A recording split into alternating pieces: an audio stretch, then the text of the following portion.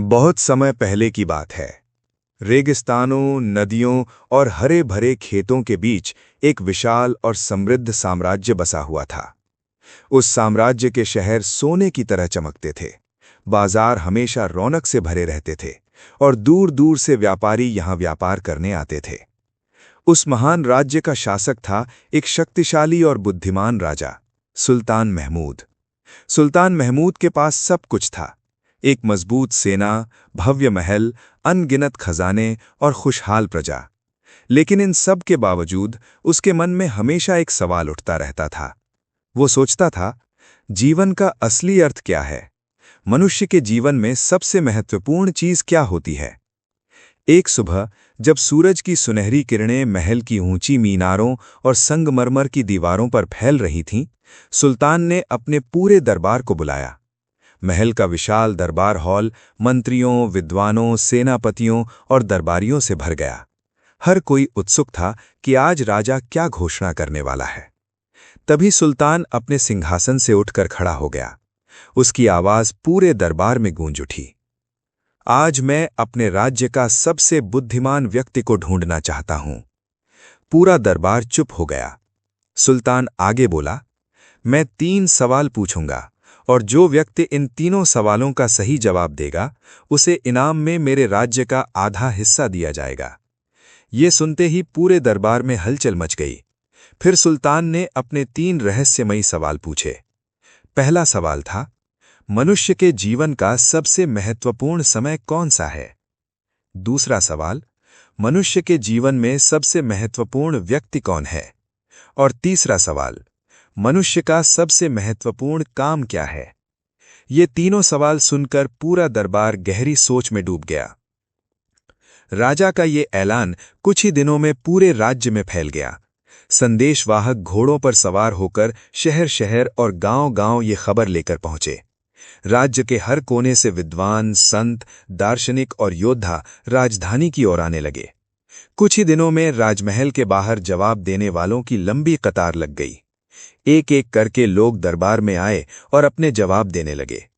किसी ने कहा कि जीवन का सबसे महत्वपूर्ण समय भविष्य है, क्योंकि भविष्य में ही मनुष्य अपने सपनों को पूरा करता है। किसी ने कहा कि सबसे महत्वपूर्ण व्यक्ति राजा होता है, क्योंकि वही राज्य की किस्मत तय करता है। और किसी ने कहा कि सबसे महत्वपूर्ण काम युद्ध जीतना और शक्ति प्राप्त करना है। लेकिन सुल्तान महमूद हर जवाब को ध्यान से सुनने के बाद धीरे धीरे सिर हिला देता। इनमें से कोई भी जवाब उसके दिल को संतुष्ट नहीं कर पाया। दिन बीतते गए। दूर दूर से आए विद्वान अपनी बुद्धि का पूरा जोर लगाते रहे, लेकिन कोई भी राजा के तीनों सवालों का सही जवाब नहीं दे पाया। धीरे धीरे पूरे राज्य में ये चर्चा फैल गई कि शायद इन सवालों का जवाब किसी के पास नहीं है। राजधानी से बहुत दूर पहाड़ियों और खेतों के बीच बसे एक छोटे से गांव में एक साधारण दरवेश रहता था। उसका नाम था शेख फरीद। वो एक छोटी सी झोंपड़ी में रहता था। उसके पास न कोई धन था, न कोई पद, लेकिन उसकी आंखों में गहरा ज्ञान और अद्भुत शांति दिखाई देती थी। एक शाम कुछ मुसाफिर उसकी झोंपड़ी के पास रुके। आग जलाकर वे रात बिताने लगे और बातों बातों में उन्होंने राजा के 3 सवालों की कहानी सुनाई।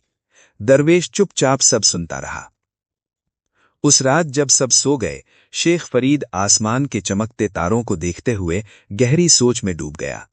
काफी देर बाद उसने एक निर्णय लिया। वो राजधानी जाएगा और राजा के सवालों का जवाब देगा। अगली सुबह वो सिर्फ अपनी लकड़ी की लाठी और तस्बीह लेकर लंबी यात्रा पर निकल पड़ा। रेगिस्तान की गर्म हवाएं, पहाड़ों की कठिन राहें और लंबी सुनसान पगडंडियां। कई दिन और कई रातों की यात्रा के बाद आखिरकार वो राजधानी पहुंच गया। राजधानी का महल इतना विशाल था कि उसकी ऊंची दीवारें दूर से ही चमकती दिखाई देती थीं। महल के दरवाजे पर खड़े सैनिकों ने जब उस साधारण दरवेश को देखा तो वे हंसने लगे। उन्होंने मजाक में कहा, इतने बड़े बड़े विद्वान हार गए और तुम राजा के सवालों का जवाब देने आए हो। लेकिन दरवेश शांत रहा। उसकी आंखों में अजीब सा आत्मविश्वास था। आखिरकार सैनिकों ने उसे दरबार में जाने की अनुमति दे दी। जब शेख फरीद दरबार में पहुंचा तो पूरा दरबार उसे देखकर हैरान रह गया। इतने बड़े बड़े विद्वान जवाब नहीं दे पाए और ये साधारण आदमी राजा के सवालों का जवाब देगा। सुल्तान महमूद ने उसे ध्यान से देखा, फिर शांत आवाज में पूछा, क्या तुम मेरे सवालों का जवाब दे सकते हो? दरवेश मुस्कुराया और बोला, हाँ, लेकिन जवाब बहुत सरल है। पूरा दरबार चुप हो गया। सुल्तान ने पहला सवाल पूछा, मनुष्य के जीवन का सबसे महत्वपूर्ण समय कौन सा है? दरवेश ने धीरे धीरे जवाब दिया, सबसे महत्वपूर्ण समय वर्तमान क्षण है, क्योंकि यही एक समय है जो हमारे हाथ में है। न बीता हुआ कल हमारे पास लौट सकता है और न आने वाला कल हमारे नियंत्रण में है। दरबार में गहरा सन्नाटा छा गया। फिर सुल्तान ने दूसरा सवाल पूछा, मनुष्य के जीवन में सबसे महत्वपूर्ण व्यक्ति कौन है? दरवेश ने कहा, सबसे महत्वपूर्ण व्यक्ति वही है जो इस समय आपके सामने खड़ा है, क्योंकि आप नहीं जानते कि भविष्य में आप किससे मिलेंगे या नहीं मिलेंगे। अब तीसरा सवाल बचा था। सुल्तान ने पूछा, मनुष्य का सबसे महत्वपूर्ण काम क्या है? दरवेश ने शांत स्वर में उत्तर दिया, सबसे महत्वपूर्ण काम है उस व्यक्ति के साथ भलाई करना जो इस समय आपके सामने है, क्योंकि यही इंसान होने का असली उद्देश्य है। पूरा दरबार स्तब्ध रह गया। कुछ देर तक गहरा सन्नाटा रहा। फिर सुल्तान महमूद के चेहरे पर मुस्कान आ गई। उसे वही जवाब मिल गया जिसकी वो लंबे समय से तलाश कर रहा था।